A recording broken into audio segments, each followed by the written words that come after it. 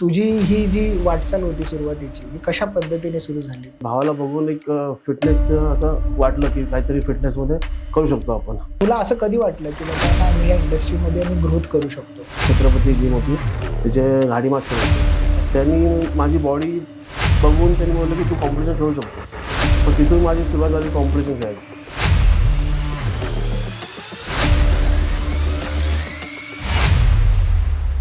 स्वतःचा आपला एक उद्योग उभा राहावा, हे कसं काय तुझ्या डोक्यात आलं? त्या टायमाला मी ज्या जिममध्ये जॉबला होतो त्या टायमाला मला तिथे सुट्टी मुंबई स्टेपर्यंत मला त्यांनी सुट्टी दिली. मुंबई स्टेनंतर मला एक पण सुट्टी देत नव्हते ती लोक. मग त्यानंतर मी विचार केला की आपल्याला बॉडी बिल्डिंगमध्ये करिअर करायचं तर स्वतःचं काहीतरी चालू केलं पाहिजे.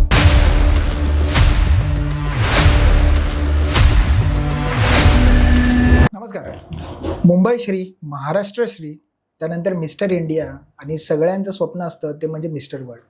हा सगळ्याचा सगळा जो प्रवास एका व्यक्तीने केला आहे त्या व्यक्तीचं नाव आहे सुजल पिळणकर.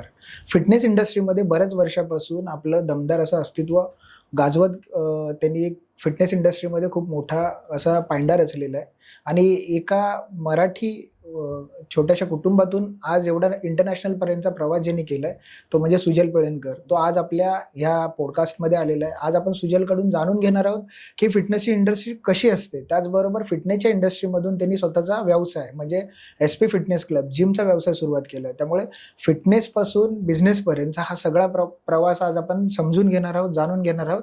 चला मग सुरुवात करू. नमस्कार सुजल, तुझं आमच्या या स्टुडिओमध्ये स्वागत आहे. सुजल, तुझी ही जी वाटचाल होती सुरुवातीची ही कशा पद्धतीने सुरू झाली किंवा तू या फिटनेसच्या इंडस्ट्रीमध्ये कधी आलास नेमका, त्याच्याबद्दल काय सांगू शकशील का? सर्वात प्रथम तुम्ही मला बोलवलं पॉडकास्टमध्ये, त्यासाठी तुमचा आभारी आहे. म्हणजे पहिल्यापासून बॉडी बिल्डिंगची म्हणजे वर्कआउटची सवय होती, बॉडी बिल्डिंग करायची होती. म्हणजे भाव लहानपणी भावाला बघून थोडा भाव कॉलेजच्या टायमाला वर्कआउटला जायचा, तेव्हा आम्हाला अलाउड नव्हतं स्कूलच्या टायमाला. तर भावाला बघून एक फिटनेसचं असं वाटलं की काहीतरी फिटनेसमध्ये करू शकतो आपण. तेव्हापासून तुझी ही सुरुवात झाली. सुरुवातीच्या काळामध्ये म्हणजे ज्यावेळी तू सुरुवात केलीस त्यावेळेला म्हणजे प्रत्येकाचं स्वप्न असतं की बाबा मला एखादा चांगला बॉडी बिल्डर बनायचं आहे. हां. पण बरेचसे चॅलेंजेस येत जातात पुढे पुढे जसं जसं तुझं पुढे करिअर सुरुवात झाली. मग तुला असं कधी वाटलं की बाबा नाही मी या इंडस्ट्रीमध्ये मी ग्रोथ करू शकतो, असं काही एखादा टप्पा किंवा एखादी गोष्ट आठवण अशी काय सांगू शकशील का? आठवण स्टार्टिंगला मी पहिला जे स्टार्टिंगला वर्कआउट चालू केला तेव्हा माझी बॉडी हळूहळू डेव्हलप होत गेली. तर माझे जे सर होते त्या टायमाचे, त्या जिमचे छत्रपती जिम होती, त्याचे गाडी मास्टर होते. त्यांनी माझी बॉडी बघून त्यांनी बोलले की तू कॉम्पिटिशन खेळू शकतोस. मग तिथून माझी सुरुवात झाली कॉम्पिटिशन खेळायची आणि तिथून मग तुझा प्रवास सुरू झाला तिथून. मग समजा जर आज तू मला असं समजलं की तू ह्या बॉडी बिल्डर क्षेत्रातून तू तुझी स्वतःची एक जिम चालू केलेली आहे. येस. मग तुझा हा माइंडसेट कसा होता की आज हे सगळं करत असताना स्वतःचा आपला एक उद्योग उभा राहावा, हे कसं काय तुझ्या डोक्यात आलं? मी 5-6 वर्ष जॉब केले, पण जॉबवरती एवढा सपोर्ट भेटत नाही की बॉडी बिल्डिंग करून जॉब म्हणजे तुम्ही टाइम देऊ शकत नाही तेवढा. म्हणजे एक तर तुम्ही दोघांमधला एक करू शकता, कारण बॉडी बिल्डिंगसाठी तुम्हाला वर्कआउट 2 टाइम वर्कआउट करायला लागतो. त्यानंतर तुम्हाला रेस्ट पाहिजे, प्लस तुम्हाला ज्या जिममध्ये जॉब करतात त्यांचा पण सपोर्ट पाहिजे, कारण कॉम्पिटिशन टायमाला सुट्टी मेन असते. सुट्टी दिली नाही तर मग त्यामुळे मला त्या टायमाला मी ज्या जिममध्ये जॉबला होतो त्या टायमाला मला तिथे सुट्टी मुंबई स्टेपर्यंत मला त्यांनी सुट्टी दिली. मुंबई स्टेनंतर मला एक पण सुट्टी देत नव्हते ती लोक. मग त्यानंतर मी विचार केला की आपल्याला बॉडी बिल्डिंगमध्ये करिअर करायचं तर स्वतःचं काहीतरी चालू केलं पाहिजे. समजलं. मग तुला स्वतःचं असं फ्रीडम पाहिजे होतं. फ्रीडम पाहिजे म्हणून म्हणजे बऱ्याच वेळेला असं होतं की जिम करत असताना किंवा तुझ्या कॉम्पिटिशन मध्ये असताना तुला पुरेसा असा वेळ भेटत नव्हता. मग तुला आता असं वाटतं का तुझ्या इंडस्ट्रीमधून तुला तुझ्या क्षेत्रामध्ये ग्रोथ करत असताना बिझनेसमॅन म्हणून तुला तो वेळ भेटतोय का आता? आता तर खूप वेळ भेटतो. म्हणजे मी जेव्हा पाया तेव्हा वर्कआउट करू शकतो, रेस्ट करू शकतो. त्या टायमाला तुला 8 तास तुम्हाला कंपल्सरी ड्युटी करायचीच आहे. तर तुम्ही किती पण मोठे बॉडी बिल्डर असला तुम्हाला त्याच्यामध्ये काय हे नाही, सॉलत नाही. जर तुम्हाला जर कॉम्पिटिशन मध्ये उतरायचं झालं किंवा असं काहीतरी एखादं ध्येय अचीव्ह करायचं झालं तर स्वतःचं असं फ्रीडम पाहिजे. फ्रीडम पाहिजे. त्या फ्रीडमसाठी तू मेन बेसिकली बिझनेसकडे वळलास. हा. मग या बिझनेसकडे ज्यावेळी तू वळलास त्यावेळी तुला सगळ्यात मोठं चॅलेंज असं काय आलं? बिझनेसकडे म्हणजे बिझनेससाठी जे फंड लागतो त्या टायमाला सुरुवातीला जे खूप- कॅपिटल हा. लागतं. हा. तर तेवढा बजेट नव्हता, पण भावाचा सपोर्ट होता. भावाने बोला की आपण स्वतःच चालू करूया. तू मुंबईशी मारले, तू आता दुसरीकडे जॉब करणार, हम्म. कुणाच्या अंडर जॉब करणार. त्यामुळे आम्ही स्वतःचा बिझनेस चालू केला. मग तेव्हा फंड जमा केला, थोडे थोडे करून जिम ओपन केली आम्ही. 2019 मध्ये जिम ओपन केली. हम्म. पण म्हणजे असं म्हणता येईल का की फक्त जिम ओपन करणं हा विचार डोक्यात आला म्हणजे झालं नाही, तर त्याच्यासाठी बऱ्याचशा गोष्टी आहेत. पैसा असेल, अजून त्याच्याबरोबर क्लायंट मिळवणं असतील, अशा बऱ्याचशा अडचणी आल्या असतील. अडचणी खूप आल्या, पण माझं त्या टायमाला नाव होतं बॉडी बिल्डिंगमध्ये. हा. तर जसं आम्ही जिमचं ओपनिंगचं बॅनर ठेवला, म्हणजे ओपनिंग सून ठेवला, तर तेव्हाच आमचे 100 मेंबर आधीच जमा अरे झालेले. वा, म्हणजे चांगला रिस्पॉन्स तुम्हाला हा, त्याच मग वेळेला. त्यामध्ये अर्धे पैसे तर आमचे तेव्हाच कव्हर झालेले. ओके.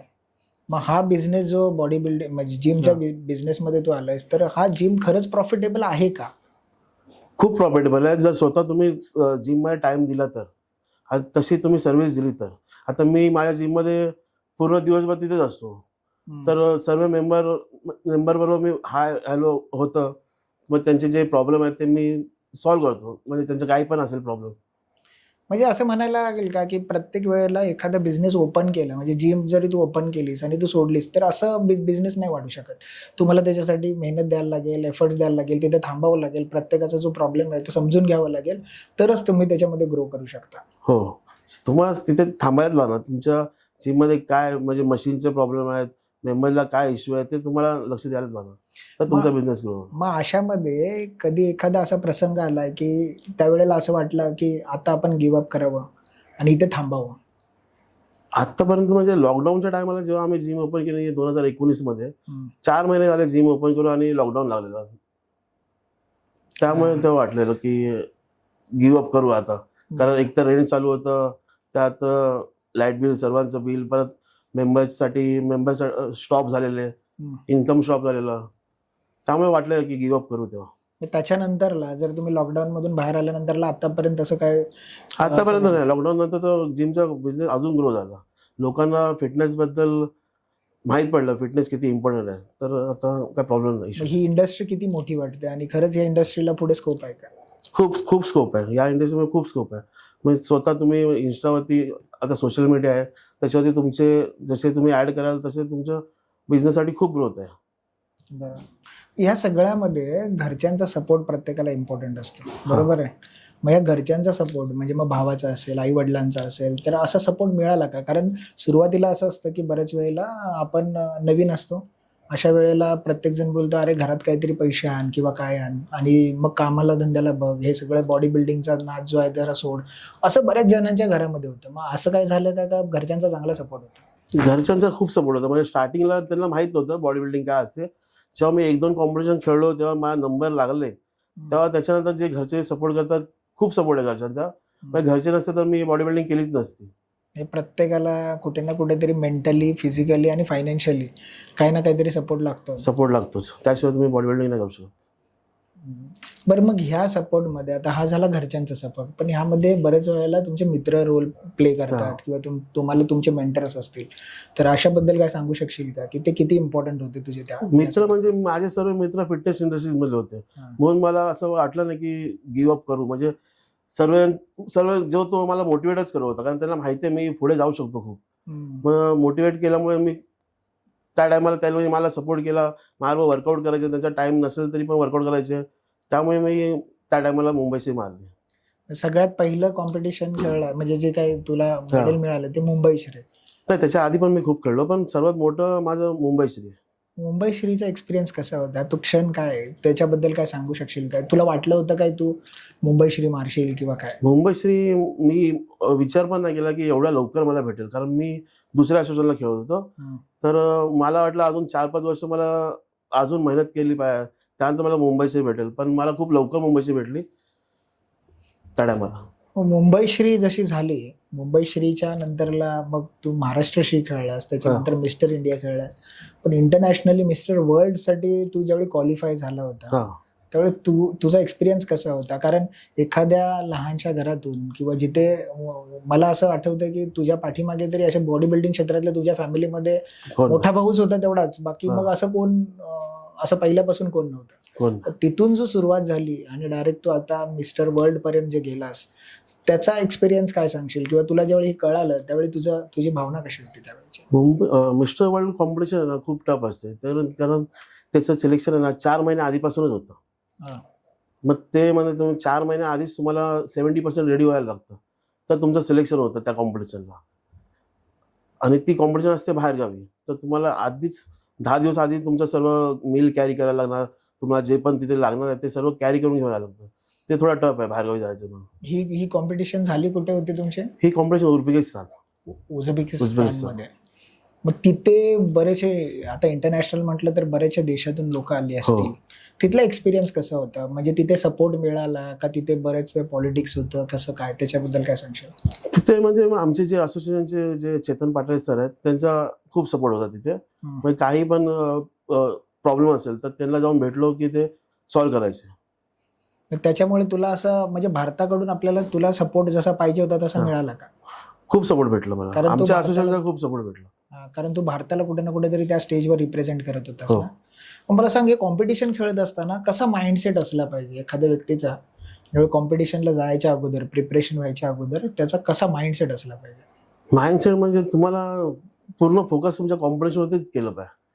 तुमचा जो डाईट आहे, तुमचा वर्कआउट आहे, जो प्लॅन तुम्ही रेडी करताय तो तुम्हाला पहिल्यापासूनच रेडी करायला लागणार. म्हणजे तुला जर एखादं कॉम्पिटिशन खेळायचं असेल तर ती एका दिवसाची जर्नी नाही, कमीत कमी 6 महिने त्याच्या 6 अगोदर महिन्याची. तुला त्याचं प्रिपरेशन करायचं आहे. हो. कशा पद्धतीने हे सगळं करत असताना कॉम्पिटिशनच्या, म्हणजे आता उद्या कॉम्पिटिशन आहे आणि बऱ्याच वेळेला आपल्याला आज बरेचसे प्रश्न पडतात की कसं होईल, काय होईल, असं कधी तुझ्याशी झालंय का? किंवा खूप वेळा झालाय, कारण कॉम्पिटिशन दुसऱ्या दिवशी म्हणजे कॉम्पिटिशनच्या टायमाला तुम्हाला तुमचं वेट, ज्या वेटला तुम्ही खेळताय ते वेट तुमचं प्रॉपर पाहिजे, मेंटेन करावं मेंटेन लागतं. केलं पाहिजे. म्हणजे बरोबर. थोडा जरी वरती खाली 100 ग्राम जरी वरती खाला तर तुम्ही दुसऱ्या ग्रुपला आला, तुमच्या वरच्या ग्रुपला आला तुम्ही. मग त्यावेळेला अजून चॅलेंजेस खूप वाढतात. चॅलेंज असतात. म्हणजे तुम्हाला 3 दिवस पूर्ण वॉटर कंट्रोल, तुमचा जो डाईट आहे जो तुम्ही रेडी केलाय तोच करायला लागणार तुम्हाला.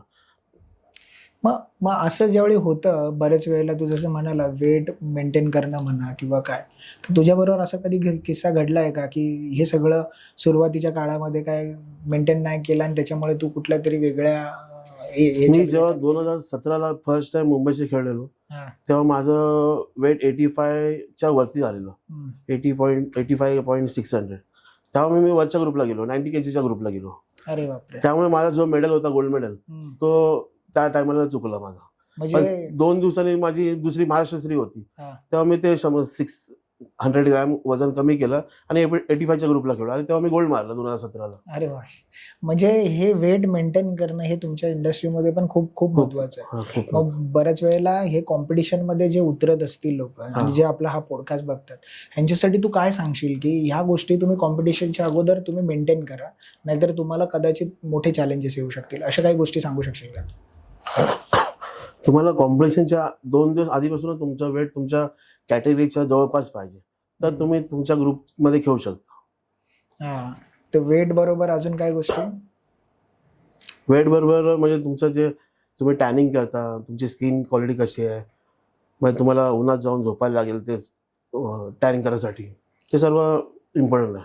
बरं, कॉम्पिटिशन खेळत असताना या कॉम्पिटिशनमध्ये ज्यावेळी सुरुवात करत असतो त्यावेळी असं होतं ना की त्या व्यक्तीचा एक चांगला असा एक माइंडसेट लागतो. मग हा म्हणजे बऱ्याच वेळेला डोक्यात खूप सारे प्रश्न येतात. मग तुम्हाला अशा कुठल्या गोष्टींवर फोकस करायचा किंवा कसा माइंडसेट ठेवायचा? बरेच वेळेला विनच्या हिशोबाने जातात, पण मग मेडल्स भेटत नाही, मग अपसेट होतात, मग क्विट करतात. मग ह्याच्यामध्ये तू माइंडसेटवरती आज काही व्ह्युअर्सला सांगू शकशील का, कसा माइंडसेट ठेवला पाहिजे? माइंडसेट माझा होता की जो पण आपण गोल केलाय, कुठली कॉम्पिटिशनचा टार्गेट ठेवलाय, त्या टार्गेटची चांगली तयारी करायची आणि स्टेजवरती जायचं, हा गोल होता माझा, टार्गेट होता. तसं आम्ही म्हणजे 6 मंथ आधीपासूनच प्रिपरेशन करायचं त्या कॉम्पिटिशनचं. मग तसंच आज जर कोण कॉम्पिटिशन खेळत असेल तर माइंडसेट एकदम व्यवस्थित असला पाहिजे. दुसरी गोष्ट, उद्या काही त्या कॉम्पिटिशनमध्ये काही होऊ दे, पण तुम्हाला फक्त तुमच्या गोष्टीवरतीच फोकस करायचा. हो, म्हणजे तुमचा नंबर लागू दे किंवा ना लागू दे, तुम्हाला मतलब तुमची जर्नी चालू ठेवा. म्हणजे मुंबईश्री ही 1-2 वर्षाची मेहनत नाही. मी 7-8 वर्ष जेव्हा दिली, 4था 5वा नंबर, त्यानंतर मी टायटल मारले मुंबईश्रीचे. बऱ्याच वेळेला असं वाटतं की बऱ्याच वेळेला आपण असं ऐकतो की अरे आज मी जिम करायला गेलो 3 महिन्यांनी 6 महिन्यांनी मला रिझल्ट दिसले पाहिजे, आणि मग लोक डायरेक्ट असं काही ना काहीतरी करायला बघतात. हो. मग ह्याच्यामध्ये खूप सारी मेहनत आहे. बरं, तू ह्या इंडस्ट्रीमध्ये असताना किंवा हे जे तू कॉम्पिटिशन्स खेळलास ह्या वेळेला तू असं कोणती गोष्ट तुझं बिगेस्ट सॅक्रिफाईस काय होतं? बिगेस्ट सॅक्रिफाईस म्हणजे कुठलं पण फॅमिली फंक्शन असलं, कुणाचं लग्न असेल, कुणाचा बर्थडे असेल, ते तुम्हाला अटेंड करता नाही येणार. तेच बिगेस्ट सॅक्रिफाईस. बाकी असं एवढं काय नाही. म्हणजे फॅमिली लाईफ हा, ही तुम्हाला कुठे ना कुठेतरी ह्याच्यामध्ये सॅक्रिफाईस sacrifice करायला करायला लागेल, जेणेकरून तुम्ही तुमच्या पुढच्या काही गोष्टींवरती हे हम्म. करता. ह्याच्यामध्ये जिम इंडस्ट्री मध्ये बरेचसे अजून तुझे काही असे अनुभव आलेत का की ह्या गोष्टी मुख्यतः टाळायला पाहिजे आणि ह्या गोष्टी करायला पाहिजे? म्हणजे एखादा बिगिनर ज्यावेळी येतो हा, त्यावेळी सुरुवातीला म्हणजे तो काय करतो, इकडे जिम तर करत असतो पण घरी जाऊन पाहिजे तसं जेवण झालं किंवा कॅलरीज मेंटेन करायचा जो काय फॉर्म्युला आहे, हा. असं असं काही करावं लागतं का? तुम्ही बिगिनर असाल ना, तर तुम्ही हे सर्व जे आता काउंट करून खाता ते तुम्ही नका करू. ओके. म्हणजे तुम्ही बिगिनर असाल तर तुम्ही जे आपल्या वर्कआउटवरती फोकस करा आणि नॅचरल म्हणजे थोडाफार प्रोटीनवरती फोकस करा. तुम्ही जर काउंटिंग करून खाल तर तुमचं काय नाही होणार स्टार्टिंग पासून. जर तुम्ही ॲडव्हान्स लेवलला जाल, इंटरमिडिएटला जाल, तर तुम्ही ते काउंटिंग करून खा. म्हणजे हा चांगला मुद्दा एक तू सांगितलास, कारण बऱ्याच वेळेला असं होतं की कुठे ना कुठेतरी इंस्टाग्रामवर युट्यूबवरती काहीतरी ऐकतो आणि मग कॅलरीजचं काही कॅल्क्युलेटर घेतो आणि मग ह्याच्याने करतो. पण बिगिनर लोकांनी हे न करता फक्त त्यांनी फिटनेसवरती आणि Fitness तुमच्या वरती. जिमवरती काम करावं. हा. ऑटोमॅटिकली तुमची बॉडी ती Growth तुम्हाला होणार. मग बऱ्याच वेळेला ही सगळ्या गोष्टी होत असतात. बरं, ह्या क्षेत्रामध्ये काही स्कॅम होतात का, जसं की प्रोटीन्समध्ये म्हणा किंवा काय एखादं ब्रँडेड प्रोटीन असेल, लोकल प्रोटीन असेल? ह्या क्षेत्रात खूप स्कॅम होतात. प्रोटीनमध्ये तर खूपच होतात. कारण मार्केटमध्ये एवढे कॉपी प्रोटीन भेटतात ना, की तुम्हाला रिझल्ट पण नाही भेटणार ना, तुम्हाला टेस्ट भेटणार, बॉडी ब्लोड होते, खूप स्कॅम होतं त्याच्यामध्ये.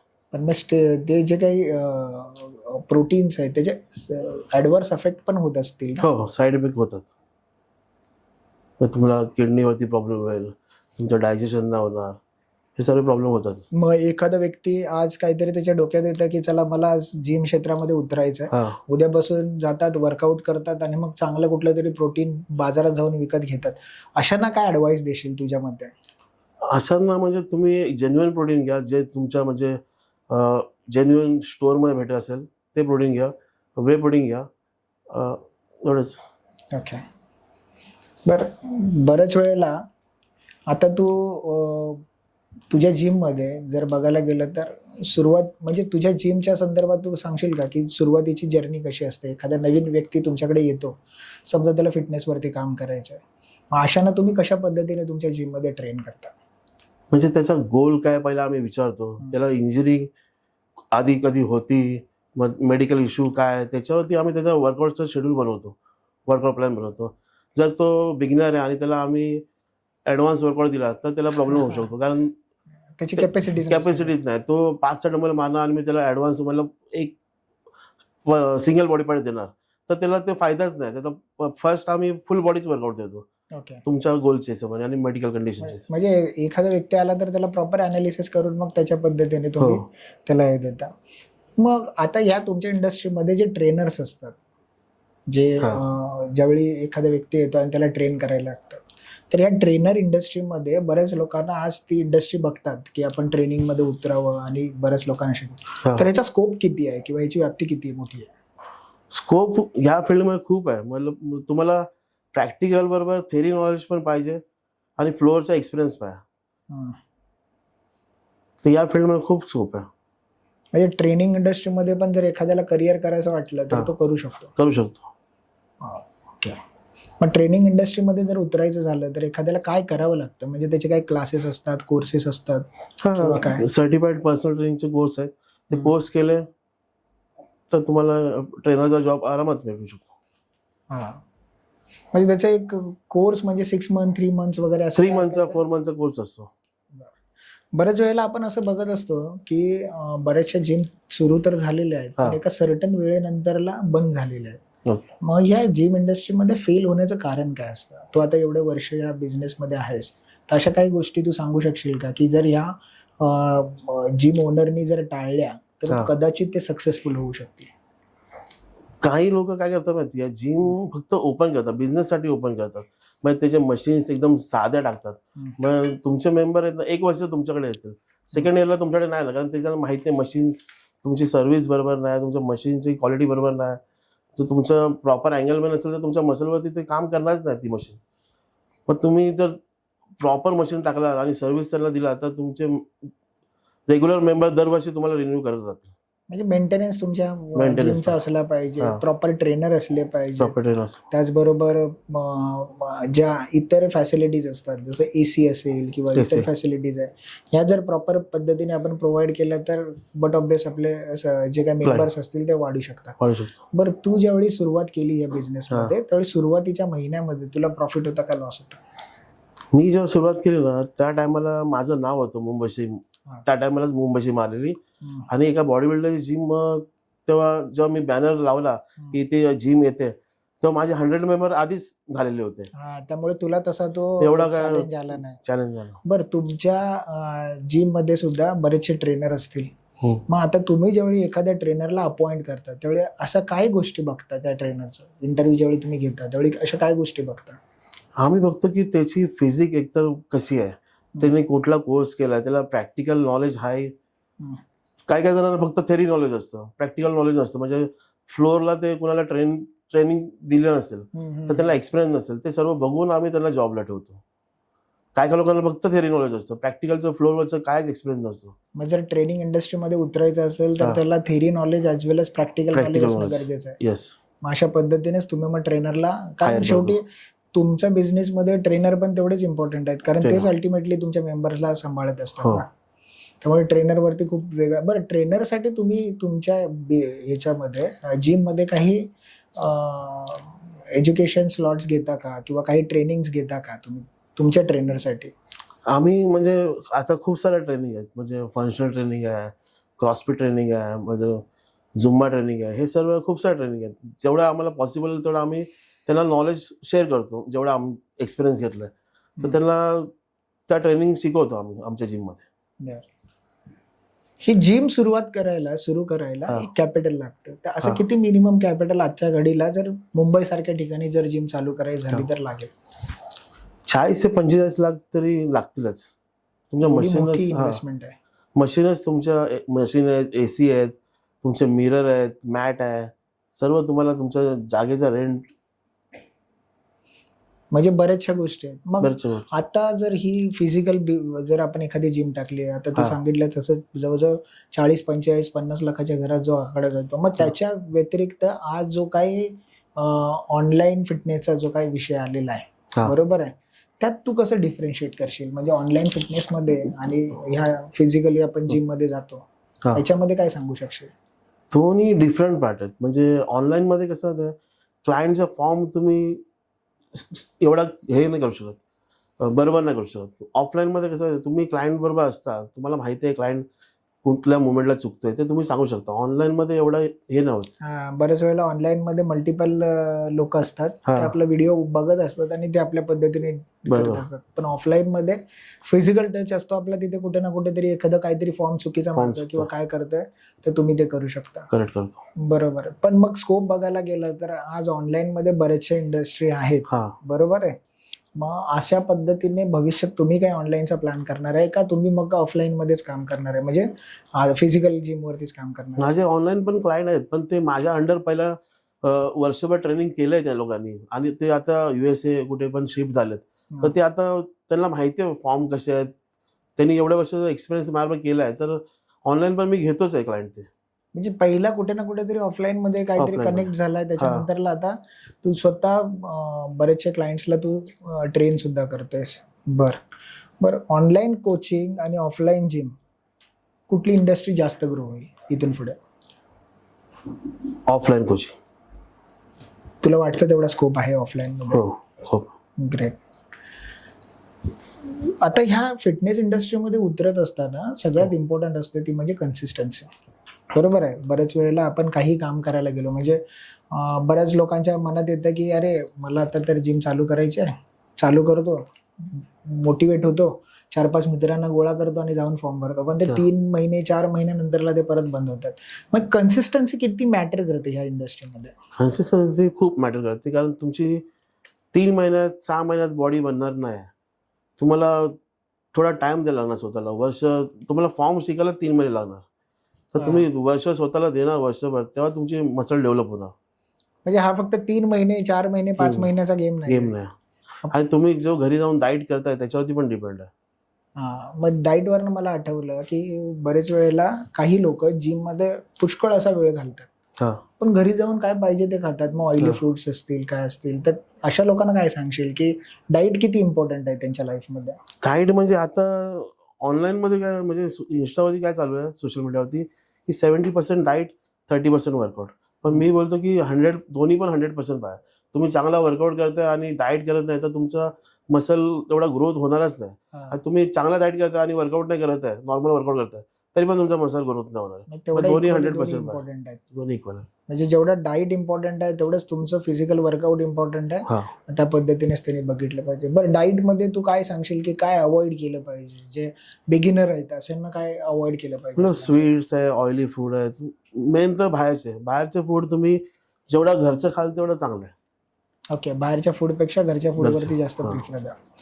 बरं, बऱ्याच लोकांच्या लाईफमध्ये असं होतं की मोटिवेशन लागतं. एखाद्या वेळेला कुठेतरी आपण मोठा काहीतरी म्हणजे कॉम्पिटिशन बघतो हा. आणि त्याच्यानंतर मनात येतं की बाबा मला हे पाहिजे, करायचं.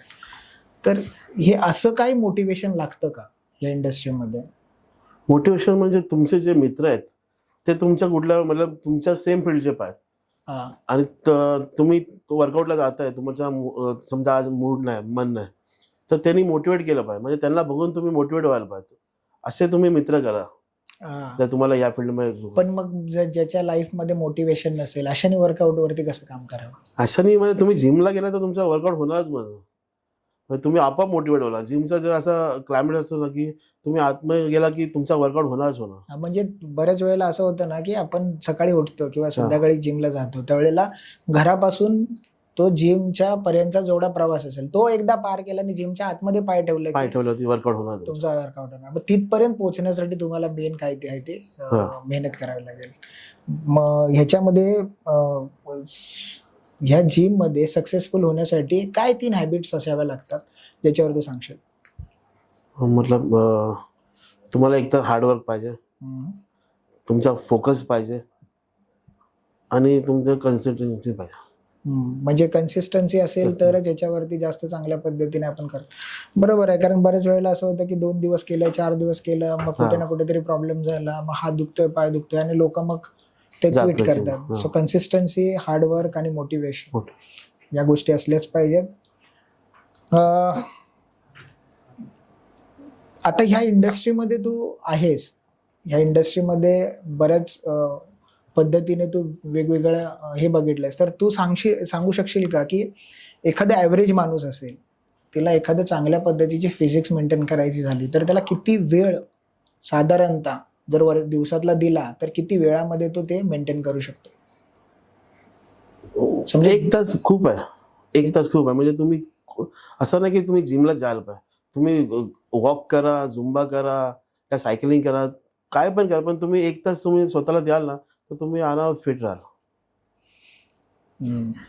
बरं, बऱ्याच वेळेला असं म्हटलं जातं की हे फॅट लॉस करणं आणि वेट लॉस करणं याच्यातला काय डिफरन्स सांगू शकशील?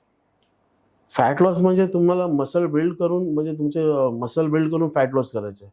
आणि वेट लॉस म्हणजे तुम्हाला मसल पण जाणार, तुमचा फॅट पण जाणार, मग त्याच्यात फॅट लॉस होतं. म्हणजे तुमचं वेट, तुम्हाला फक्त वेट दिसलं पाहिजे की कमी झालंय, मग त्यामुळे तुमचा मसल लॉस पण होणार, फॅट लॉस पण होणार. बरेच लोकांना असं असतं की माझं वेट कमी करायचं, त्यांनी वेटकडे लक्ष न देता फॅट कसं कमी करतात, फॅट कमी करणं, कमी खाणं किंवा चांगलं वर्कआउट करणं. बऱ्याच वेळेला वेट लॉस करण्यासाठी बरेचसे टॅबलेट्स आणि ह्या त्या घेतात. पण माझाच गोल होता, मला बॉडी बिल्डर बनायचं होतं, तो मी अचीव्ह केला. त्यावर माझे सर्व म्हणजे बॉडी बिल्डर बरोबर मला क्लायंट्स पण भेटले फ्रीलान्सिंगसाठी. आता मी माझी जिम पण आहे, मी फ्रीलान्सिंग पण करतो. ओके, म्हणजे तू पर्सनली 1-to-1 मध्ये पण ट्रेनिंग वगैरे असेल त्या सगळ्या देतोस तू. मग तुझ्या लाईफमध्ये आजही स्ट्रगल आहे का? स्ट्रगल होता आधी, आता नाही. मग आता तुला असं वाटतं की तुझी लाईफ एकदम स्ट्रीमलाईन चालते? स्टेबल आहे, म्हणजे फायनान्शियल स्टेबल आहे. फक्त मला अजून बॉडी बिल्डिंग करायची आहे पुढे. पर तू इतरांच्या मोटिवेशन बद्दल बोललास, पण हा. तुझ्या लाईफमध्ये काय मोटिवेशन आहे जेणेकरून तुला ह्या फील्डमध्ये कन्सिस्टन्सी ठेवलं आणि तुझा हा जो प्रवास आहे हा तुझा म्हणजे मुंबई श्री पासून ते इंटरनॅशनल पर्यंत घेऊन गेला, असं काय मोटिवेट करते तुला? माझ्या फॅमिली सपोर्टमुळे. म्हणजे मी एक दिवस पण वर्कआउट किंवा डाईट नाही केला तर माझ्या घरातून चालू होतं की फोकस नाही तुझा, खेळायचा नाही, तुझ्यापेक्षा तुझ्या घरच्यांना घरच्यांचा जास्त आहे. जास्त. आत्ताच्या घडीला जर सुजल पिळणकर जो आता आहे हा जर यंगर सुजल पिळणकर आता जर तुला भेटला म्हणजे यंग लाईफमध्ये जर, हां. तर तू त्याला अशा काय ॲडवाईस देशील की ह्या पिरियडमध्ये काही चुका झाल्या असतील त्या अवॉइड करणं किंवा काय, असं काय ॲडवाईस देशील? खूप चुका झाल्या माझ्या. म्हणजे मी गिवअप खूप लवकर केलं, नाही तर मी अजून खूप वरच्या लेवलला बॉडी बिल्डिंग केली असती, अजून माझं नाव झालं असतं. मी गिवअप खूप लवकर केलं तेव्हा त्या टायमाला. म्हणजे जर तू त्यावेळेला सुरुवातीपासून जर कन्सिस्टन्सी ठेवली असती तर आतापर्यंत तू कदाचित अजून मोठ्या लेवलवर अजून मोठ्या लेवलला असतं. माझ्या मते तू इंटरनॅशनल लेवलपर्यंत पोहोचलास, त्याच्यानंतर तिथे तू सिल्वर मेडल मिळवलंस, तीच खूप मोठी अचिव्हमेंट आहे. बऱ्याच वेळेला हे सगळं करत असताना हा जो प्रवास आहे आम्ही बघतो 2 महिने 3 महिने लोक जातात आणि गिवअप करतात, पण तू या इंडस्ट्रीमध्ये आज किती वर्ष झालं तू या इंडस्ट्रीमध्ये? आता 12 ते 13 वर्ष झाली. मग 12-13 वर्ष एखाद्या गोष्टीवर सातत्याने काम करणं आणि त्याच्यानंतर एवढा मोठा प्रवास करणं ही खरंच सोपी गोष्ट नाही. सुजल, खूप साऱ्या तुझ्याकडून काही गोष्टी समजल्या. त्याचबरोबर तुझा हा जो प्रवास होता आज, जो तुझ्या बॉडी बिल्डिंगपासून तुझ्या एका उद्योजकाच्या पर्यंतचा हाही प्रवास आम्हाला समजला.